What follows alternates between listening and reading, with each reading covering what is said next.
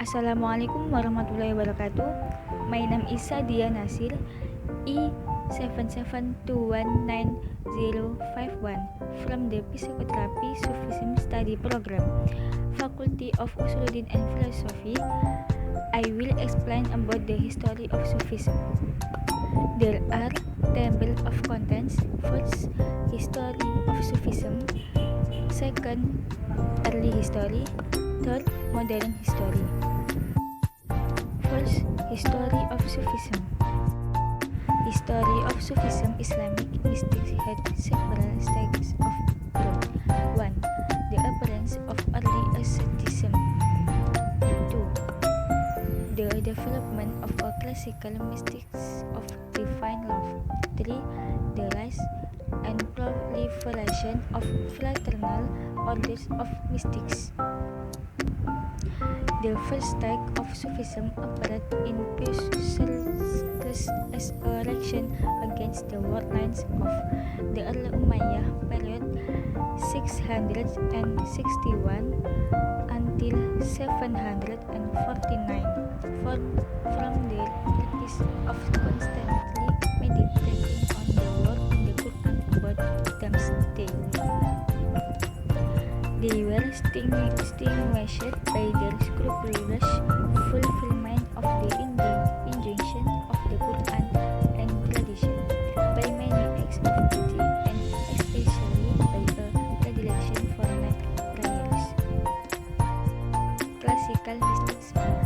The introduction of the element of love, which changed asceticism into mysticism, is ascribed to Rabi'ah al-Adawiyah.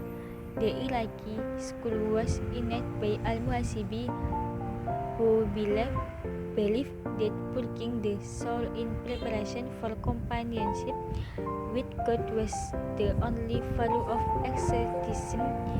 It's the teachings of classical sobriety and wisdom were perfected by Junaid of Baghdad, reputedly introduced the technical term ma'rifah, or interior knowledge, as contrast to Leibniz.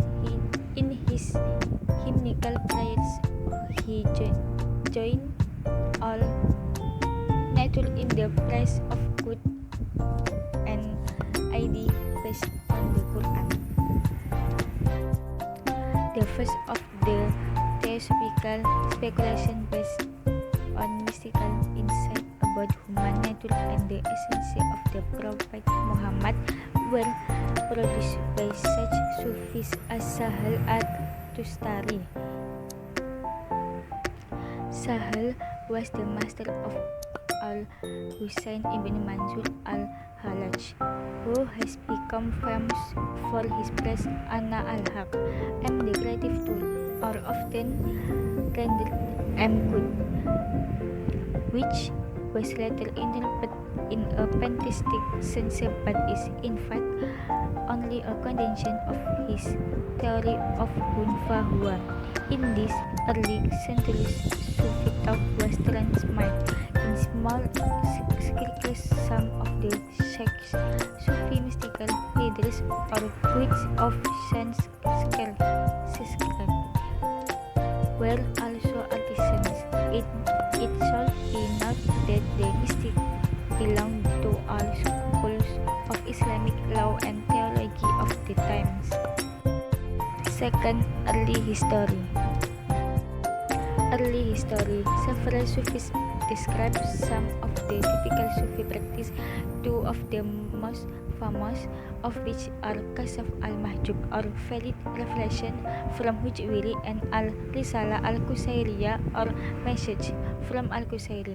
Al-Sufi orders claim a direct kind of leadership to Muhammad through Ali, with the Naqshbandis Sufi claiming a direct relationship with Muhammad via Abu Bakar. In the 11th century, the Sufi order or Tariqah played an important role in the spread of the institution of Sufism. Early history about Muslim Spain. The study of the Quran and jurisprudence is a type of scholarship that is accepted and promoted in shaping belief and practice in the region of the 9th century and continuing throughout the 10th century. In the 12th century, the shift toward acceptance or a less tolerance of philosophy and Sufism to what was a strict orthodox belief began to occur as people began to read and translate the work of philosophers such as Aristotle and Plato. Eastern Sufism developed more as a communal movement, whilst the West, including in Andalusia, remained largely an individual pursuit. Ibn Arabi was born in Murcia in 1165 at the start of Al-Mahaj region. He is one of the important figures in Spain.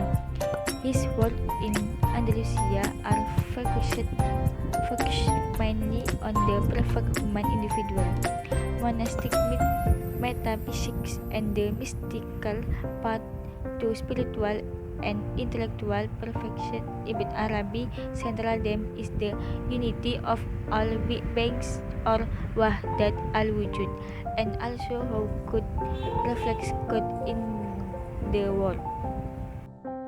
Third, modern history. Modern history, Sufism is popular in African countries such as Morocco and Senegal, where it is seen as a mystical expression of Islam. Sufism is a tradition in Morocco but saw a revival that grew with the renewal of Sufism around contemporary spiritual teachers such as Sidi Hamzah al-Qadiri al-Badsisi. Sufism was in decline in North Africa during the colonial period. The life of the Algerian Sufi teacher Emir Abdul Al-Qadir was very helpful in this regard. Also notable are the lives of Amadou Bamba and Haji Umar Tal in Sub-Saharan Africa, and Sheikh Mansur Usulma and Imam Samir in the Caucasus region. Thank you. If there are any mishaps and shortcomings, I apologize. Wassalamualaikum warahmatullahi wabarakatuh.